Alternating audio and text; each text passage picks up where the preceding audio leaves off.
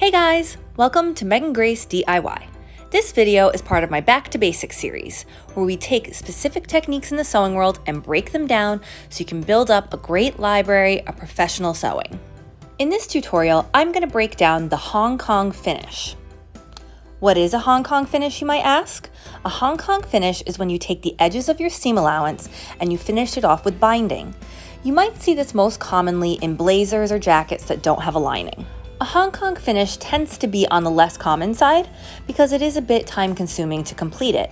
But as you can see from the image, it's an absolutely beautiful way to finish your seams if you're willing to put in the time. To get started, I'm going to use 2 cotton rectangles as my demonstration fabric. The open space right here is what's going to represent whatever part of our project we would be applying a Hong Kong finish to. To get started, you're going to take one of your rectangles and lay it down on top of the other with the prints touching each other, so right side to right side. I'm placing pins along the left side of the fabric to prepare to sew a plain seam.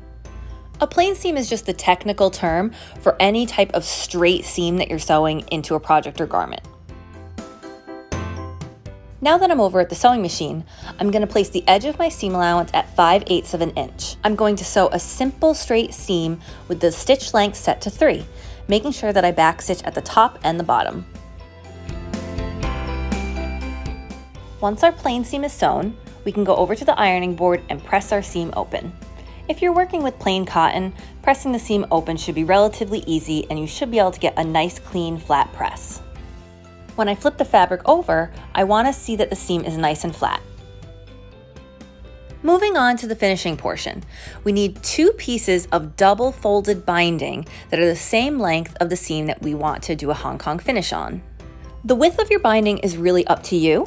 I'm using a 1/4 inch binding, which is relatively small, so if you wanted to go ahead to say a 3/8 or a 1/2 inch, that would work as well. Let's focus just on one side of the seam allowance for right now. I'm going to flip the sample over to show you the back of the seam allowance. Our goal is to stitch right along that folded edge. So we're going to unfold the binding and pin it along the seam allowance to expose the fold that we want to sew in. Holding the binding open, I'm going to line it up so it's nice and even with the edge of the seam allowance. And I'm going to use a few pins to make sure it stays there.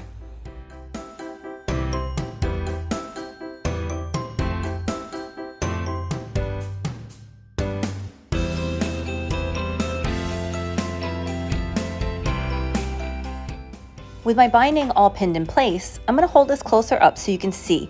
That's the line we're going to sew right inside. It's called stitch in the ditch. The ditch in this technique is that fold line that I'm pointing to. We're going to sew just to the inside of that fold line. If we sew directly on the fold line, sometimes it takes up a little too much of the binding and makes it difficult to fold towards the front.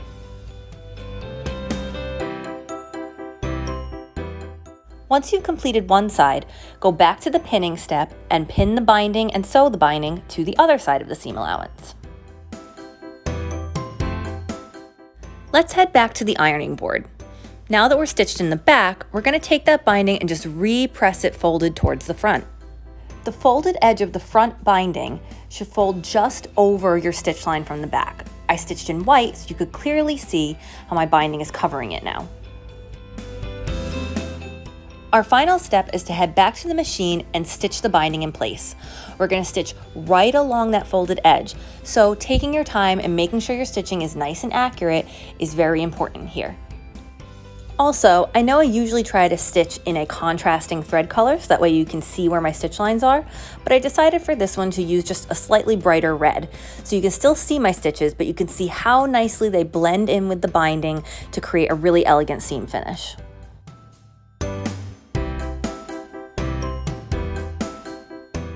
And ta-da! Here's our completed Hong Kong finish. It's a really beautiful, clean, elegant way to finish off your seams. See how our stitching kind of fades in with the binding? So beautiful. So if you're making a project for a special someone, I really would recommend just taking the extra time to do this really amazing seam finish.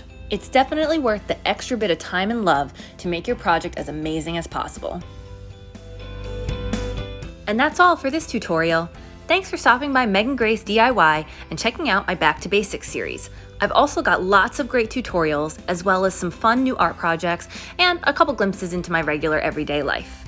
If you haven't already, make sure you give a quick tap to that subscribe button. It really helps my channel out and gives me a lot of motivation to keep on growing. If there's a specific technique or tutorial that you're looking for, please feel free to leave it in the comment section below. If you have any questions, I'm also available via email at meghangracediy@gmail.com. Happy sewing!